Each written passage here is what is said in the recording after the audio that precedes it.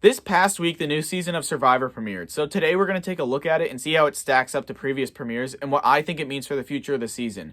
If you want an idea for what I think makes a good premiere in Modern Survivor, you can check out the video that I made last week about my favorite modern premieres in the description below. In short, I think that a good premiere establishes the contestants and the relationships that will be important for the rest of the season. That is the bare minimum for a good premiere, especially since this season doesn't have a theme like most do. I guess you could say that the theme is the new era of Survivor, but that plays much more of a backseat in this season compared to season 41, and it's not even in the title, so I'm not counting it. Speaking of 41, let's get into it and what it does similarly and differently to that premiere, because I think it's the most obvious and necessary comparison that we have to make when doing this video. Something that this season does that I think is important for the enjoyment of the premiere is that it assumes that you've seen the previous season. In season 41, they really hammered in the idea that it was a new era, and I think in doing so, they over-explained a lot of the new twists and changes to the format. At the time, I didn't really care too much because I was excited about the new Survivor season, and I wanted to see how it was going to be. But after seeing how this episode handled the changes, I have to say that it was done much better. Instead of dwelling on the new things, it rolls along with them and keeps the momentum going. It doesn't ignore them, but it makes the pace of introducing what's new more brisk. Things like the Prisoner's Dilemma Island could have been a slog in this episode after seeing it multiple times last season, but it did not overstay its welcome at all. I think also the new amulet advantage was a lot more organically introduced than the Beware advantages of the last season. They also gave us a connection to the three players that acquired this advantage and set up for future interactions. This is really good for Premiere because it means that we have a lot of questions about how they will interact with each other in the future. Do they decide to work together or vote the others out so that they can have an idol? In this way, it becomes a prisoner's dilemma in that if you don't try to take the other holder out, they might do it to you to gain that power. Not only do I have to reconnect with Lindsay and Drea to use this thing, I also have to consider whether or not I need to take them out because this thing becomes more powerful. But they're thinking the same thing. If I get the other two out, it's an idol for me. Jeff did say that the idol twist will be the same as last season, so it's possible that means that more Beware advantages could be back and likely will. But at least this new advantage brings a lot of interesting things to the table. I think that it has a lot more potential than something like the Legacy advantage, which it essentially replaces. The Legacy advantage had one good moment in 3 seasons, and the producers lucked out that it even happened. As a whole, I think that this season, in terms of new advantages and how everything is presented to us, has done a better job so far than season 41 did. One of the biggest complaints that a season can have is how balanced the edit is. There are many seasons that struggle with this, and while I would like to give the editors the benefit of the doubt that some people just don't end up being interesting, sometimes there's no real excuse, like how they handled the person that ended up being the winner in season 41. Luckily, I only have to talk about the premiere for this video, and for this episode, they did a really good job.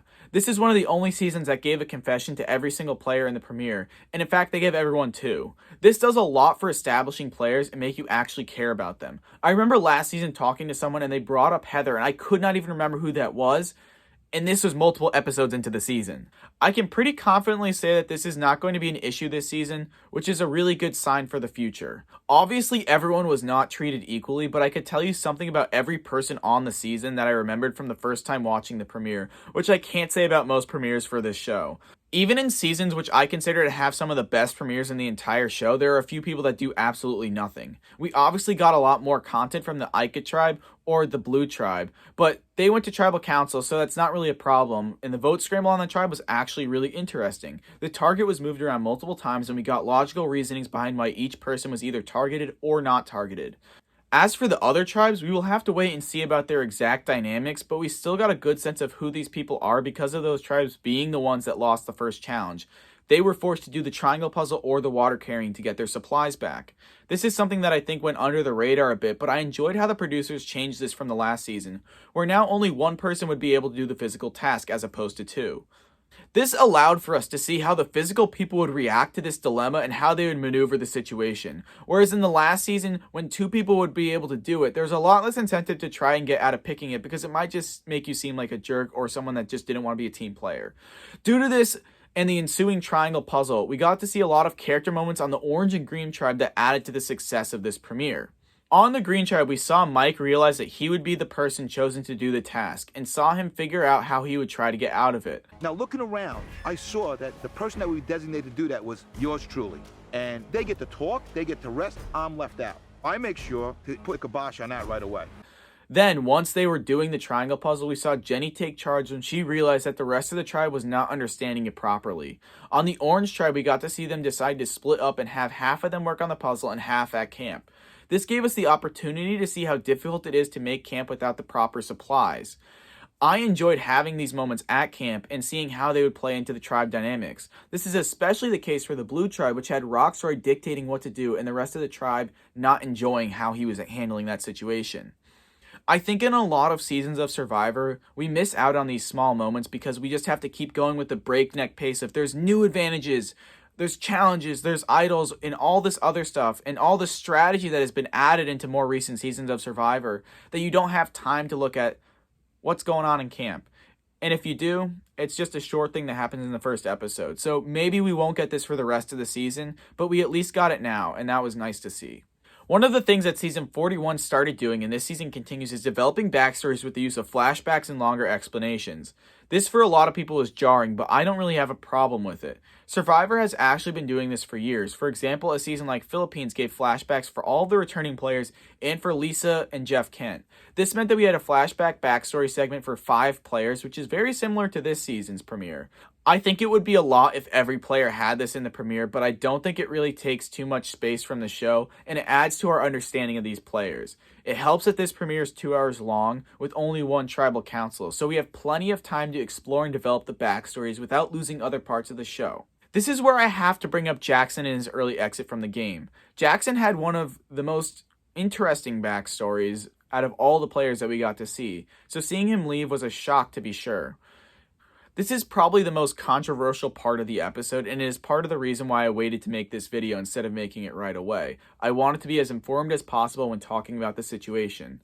Also, before I get into this, please don't go after Jackson on social media or anything if you're upset with his decision, because it won't accomplish anything positive and it's not what we should be doing as a fan base. It's perfectly fine not to be happy about it, but that's not the right way to express it. What I'm going to do here is explain the facts of the situation and my thoughts on it. What we know based on what the episode told us and from exit interviews is that Jackson was taking lithium as a medication. This was a medication that he says was prescribed to him. The reason that this is different from other medications is that lithium is something that you have to ease yourself off of. You can't go from taking a full dosage to nothing. It would be extremely dangerous, especially in an environment where you're not drinking a lot of water, because lithium's side effects include being dehydrated, and that would be really bad, obviously, if you're starving on an island. Jackson thought that he would be able to finish the prescription in time for it not to be an issue, so he didn't tell the show until the day before filming. This left production in a position where they could not do much. The alternate had already been sent home because it was the day before filming, and production did not know anything about Jackson's plans to not finish a prescription that he didn't tell them about. This led to them after the first 2 days coming to the understanding that due to the nature of the prescription and how it was already affecting Jackson, that he would not be able to continue playing, and they pulled him for his safety. I don't think that there's any question that Jackson should have disclosed this information earlier, and it really sucks for the alternate that they did not get the opportunity to play. I don't think that I can be mad at Jackson though, because I think that he was genuinely in belief of what he was saying. Does it suck that he did not say anything? Absolutely. But I think that the person that was most negatively impacted by this was Jackson and the alternate. So dwelling on what could have been or should have been won't do any good in this scenario. I do hope though that the alternate gets another shot, because man, that would suck if you were rightly supposed to play the game and you never had the opportunity because of something like this. Like, it's just a crazy scenario to lose your right to your dream. And I think it sucks because part of the reason that Jackson probably didn't say anything was because he didn't want to lose his dream. And it's unfortunate that someone else might have lost theirs because of it. In terms of how it affected the episode, I think that while it was a lot to take in, especially considering how out of nowhere it was and how compelling Jackson's story was outside of this, it does not make me think the episode was worse. For me, at least, it ended up allowing more time for the rest of the episode to breathe, and I think that production did about as good of a job as they could in the situation. Now that we've talked about the most serious part of the episode, I want to talk about some of the smaller things that I took away from the episode that I haven't talked about yet. The first thing I want to address is the challenges. I think the first challenge did a good job of feeling different, which is an issue that Survivor has a lot. I talked earlier about how I think that the advantage that was attained in this challenge was good, but the amount of time that it took them and the reaction that people had to how long it took them was one of the funniest moments the show has ever had.